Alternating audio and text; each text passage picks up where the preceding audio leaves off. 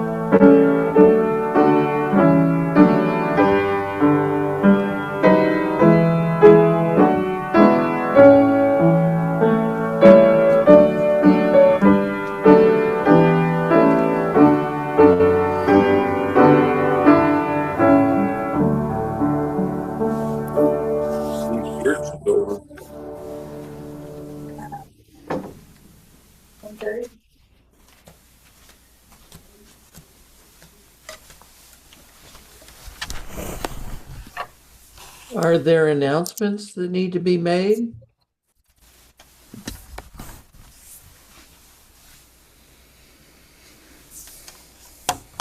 Is this the week for a monthly meeting or next week?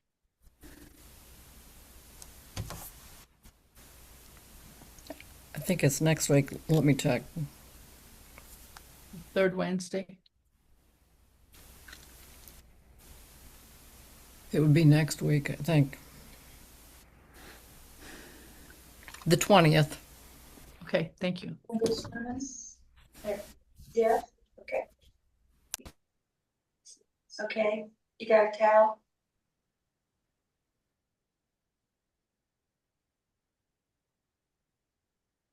Are there joys or concerns to share? Well, it has been our joy for about 3 weeks having our siblings come to our house for Dan's siblings and some of his children and friends come to our house, and we had company, I think, for 6 days. Yeah. And then we had a day when we went to Iowa yearly meeting, and then the following week we had all of that happening with my siblings in Indiana. And Dave and Larry followed us home to Iowa because they wanted to see things on the farm. And it was nice having Dave and Larry here for 2 nights.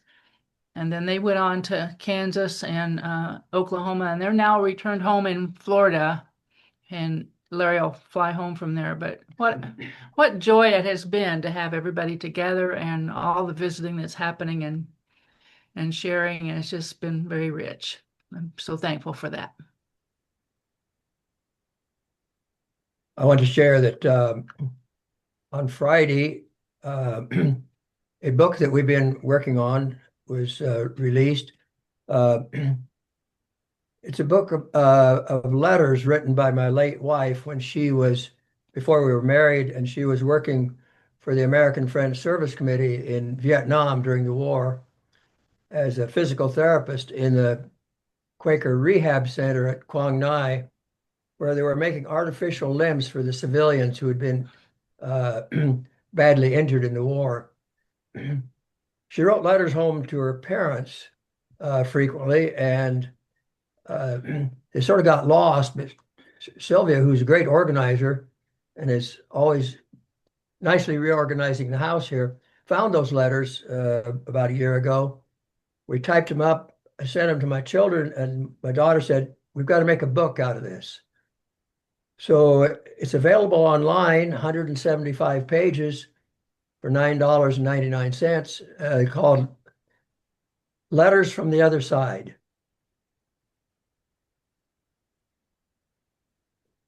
Great.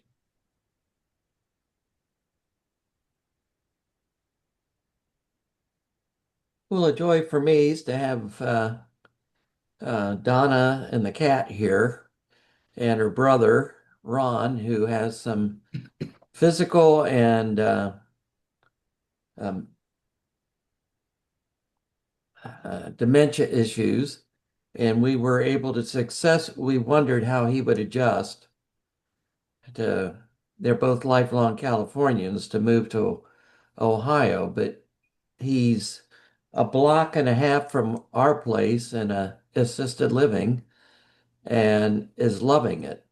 And he said it's just what he needed. And he, I'm just grateful for that because he's been unhappy for the past few years and having trouble with his diabetes and the help that Donna had out in California wasn't always reliable. And now he's in a place that he likes, and he was going to movie night last night with everybody else. It was about a dog, he said, and I hope the dog doesn't die. I hate the movies where the dog dies. So, so I'm happy he's settled in.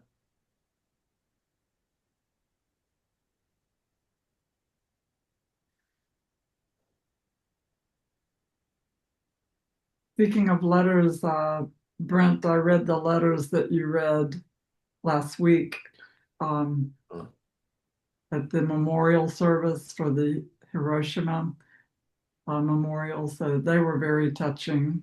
I'm also interested in reading Dan. Is it Dan or David? I'm sorry. Dan. Dan. I'm also interested in reading the book that your first wife wrote. But thank you so much for that, both of you. Those letters were hard to read. Yeah, it was hard. I can't imagine reading it aloud. Yeah. It was quite, it made me think about things I've never thought about in Hiroshima and how people were never, over all these years, were not taken care of medically. Yeah, the letters I read were of U.S. survivors who were at Hiroshima, who were citizens that happened to have returned there for a little while or were visiting family. And yeah, I got kind of choked up reading them aloud. Letters like that were read from 8:15 in the morning till 8:15 at night. Mhm. So different readers. And this was at Wilmington, right? Yeah. Mm-hmm. Well, there's much to be thankful for, much to celebrate, much on our hearts in these times. Let's lift them to God and center. Sylvia is our worship leader, and she will lead out of the silence as she feels led.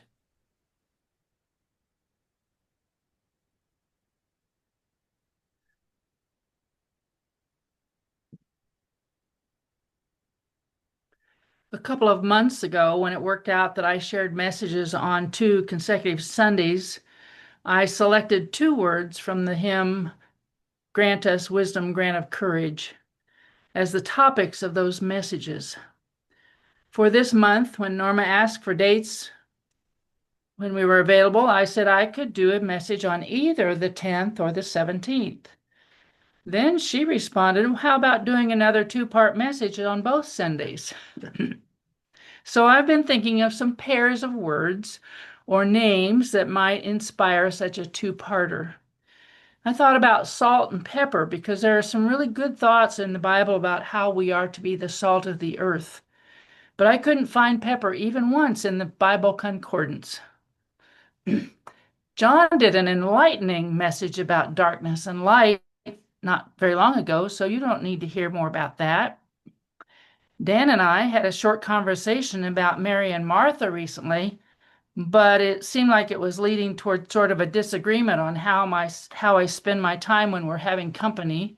So I rejected that and tried to be open to a leading from God for this message.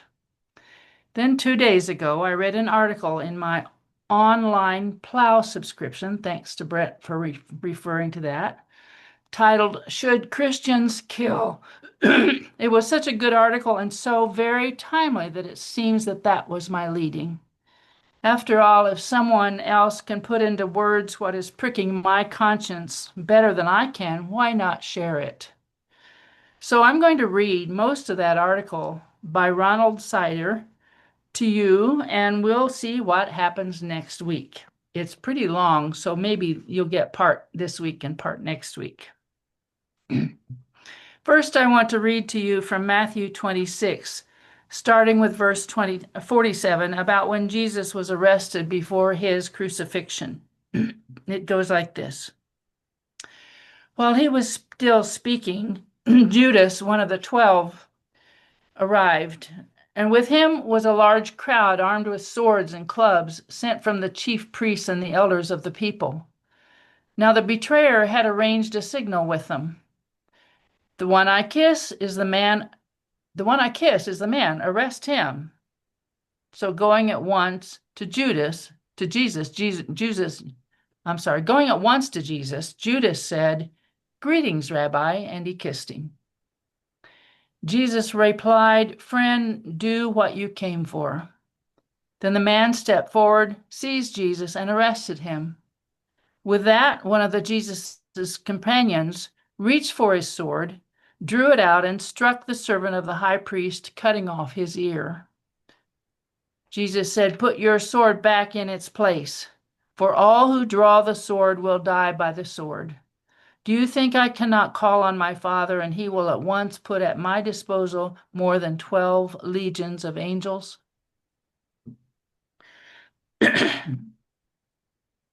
This article about should Christians kill first appeared in the spring 2020 issue of the Plow Quarterly.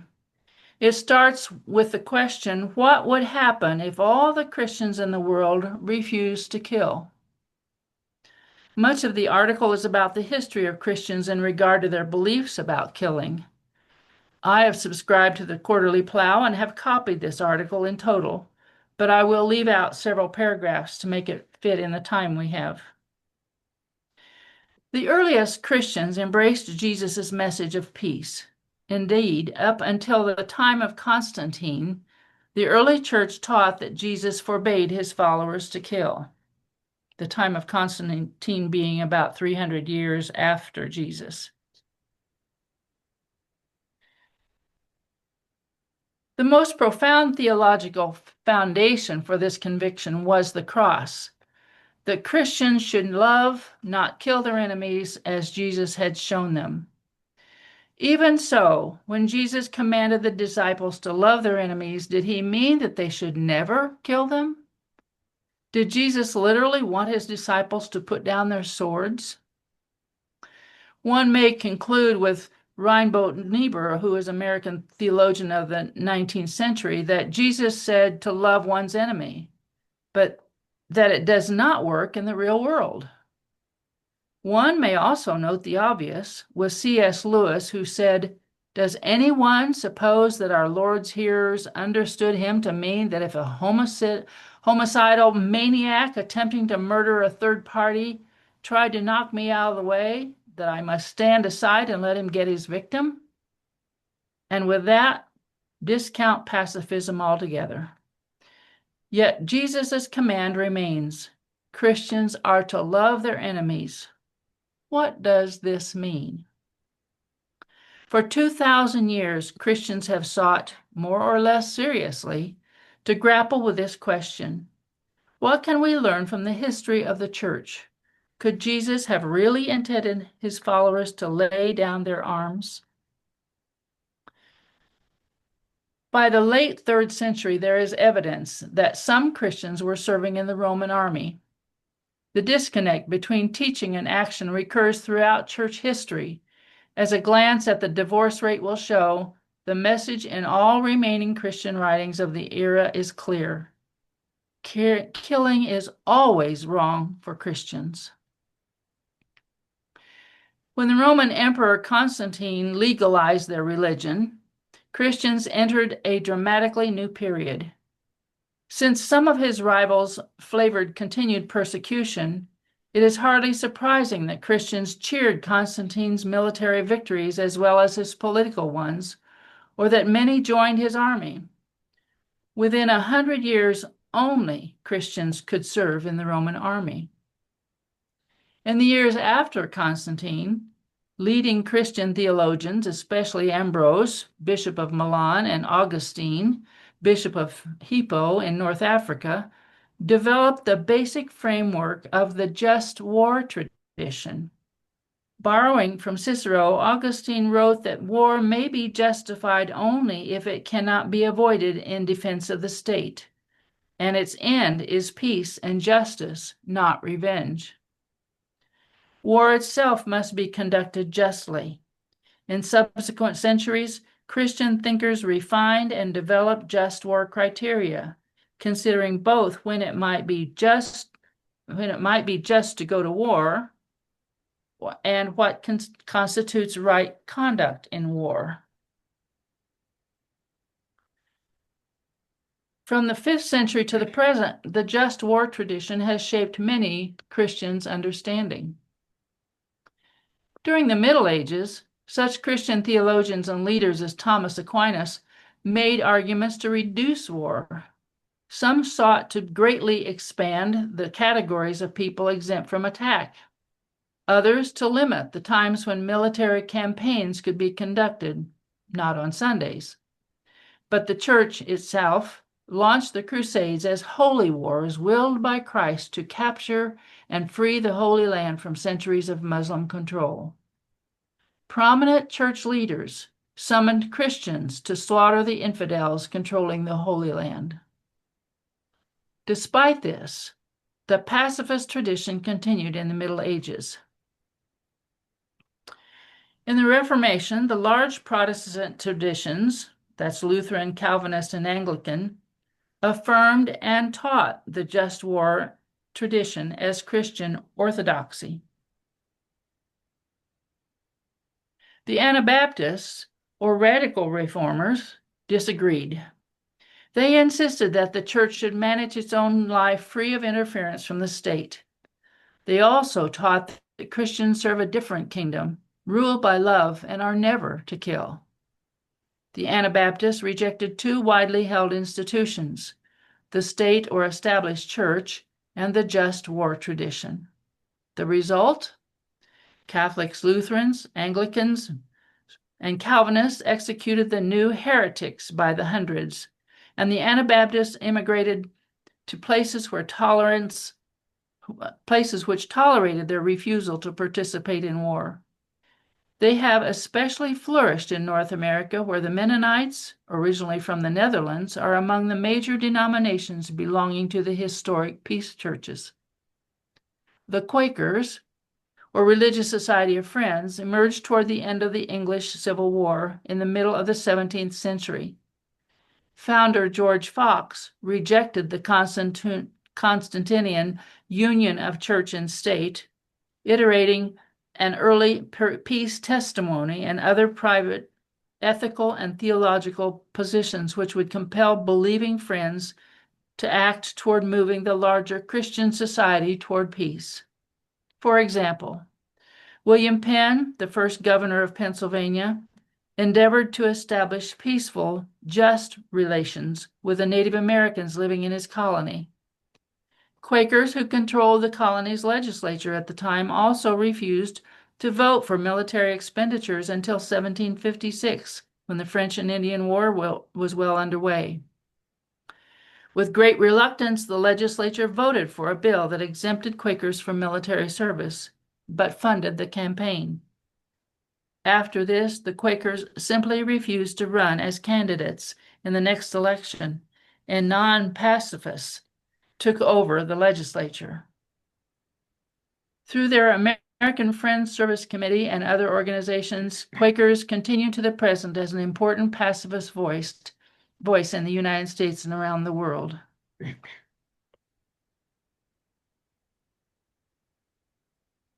going to skip a bunch here. Dwight Moody was one of the most famous evangelists of the late 19th century. He founded the Moody Bible Institute, which today is a conservative school both theologically and social-politically. During the Civil War, Moody was quite clear that his son could not conscientiously enlist. Moody himself said, "There has never been a time in my life when I felt I could take a gun and shoot down a fellow human being. In that respect, I am a Quaker."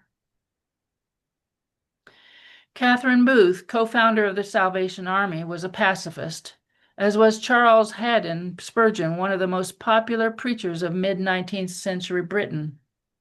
He said, "I always mourn to find a Christian soldier, for it seems to me that when I take up Jesus Christ, I hear one of his laws, 'I say unto you, resist not evil, put up your sword into its sheath.' We cannot conscientiously participate in war and armed resistance which involves the actual destruction of human life."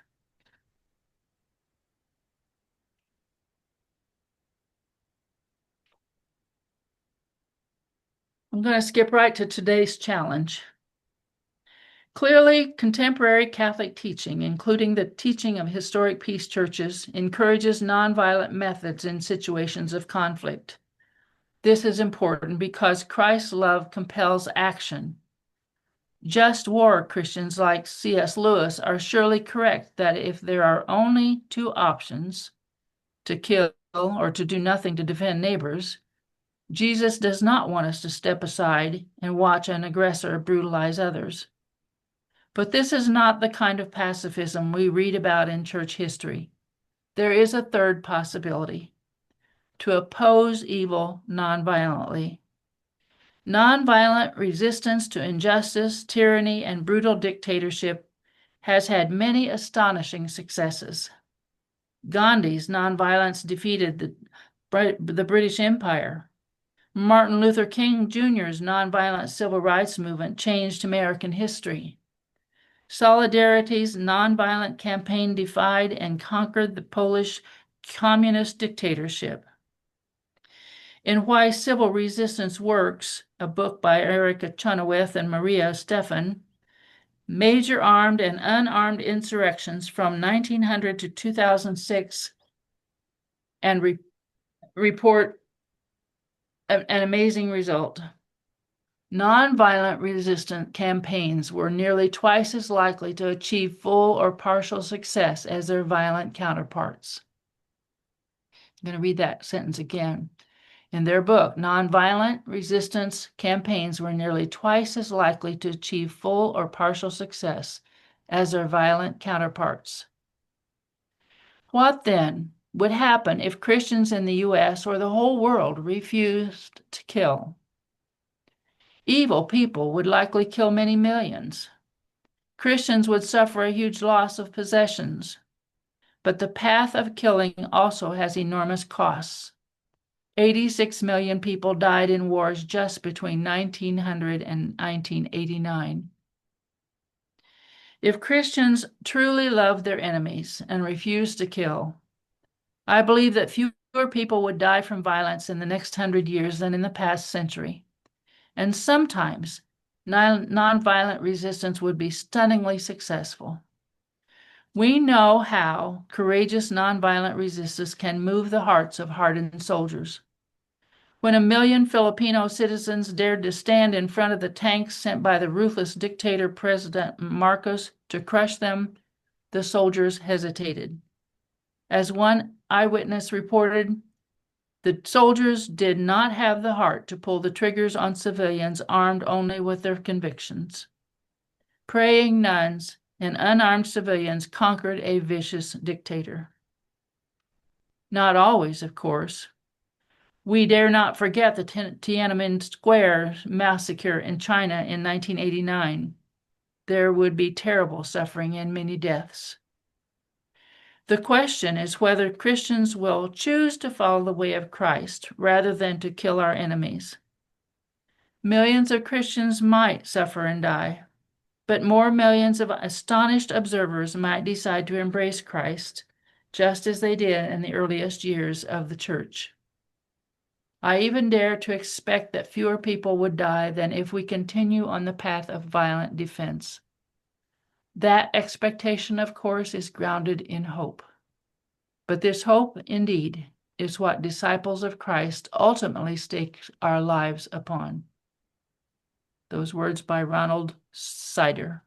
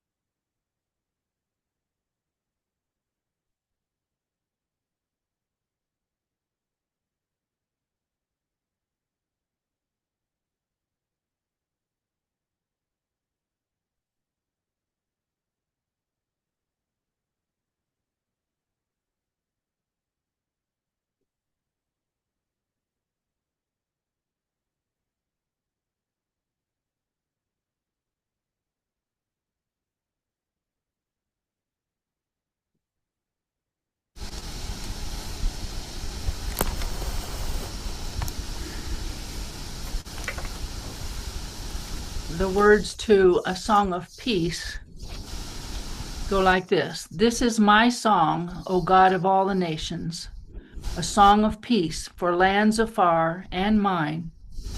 This is my home, the country where my heart is. Here are my hopes, my dreams, my holy shrine. But other hearts in other lands are beating with hopes and dreams as true and high as mine. My country's skies are bluer than the ocean, and sunlight beams on clover leaf and pine. But other lands have sunlight too, and clover, and skies are everywhere are as blue as mine. Oh, hear my song, thou God of all the nations, a song of peace for their land and for mine.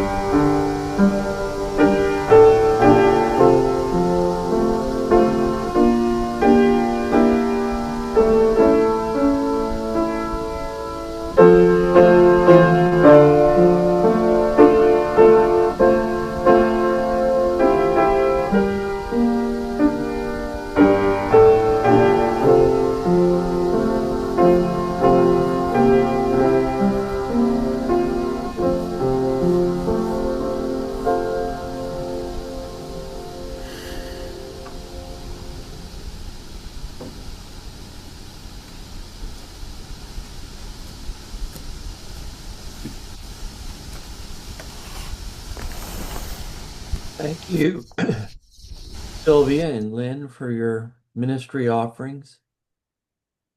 We'll now continue with unprogrammed worship for those who can stay, and for those who need to leave, we wish you God's blessing on your week ahead, and hope to see you next Sunday in meeting for worship. Thank you, Sylvia. Thank you, Sylvia. Thank And you. Lynn.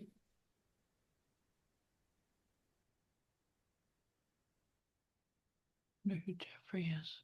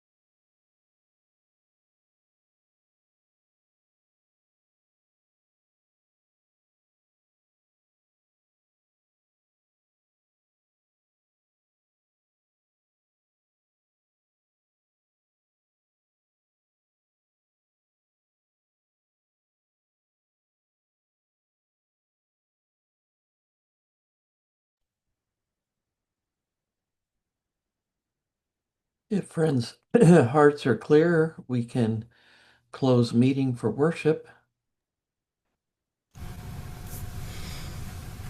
It's good to see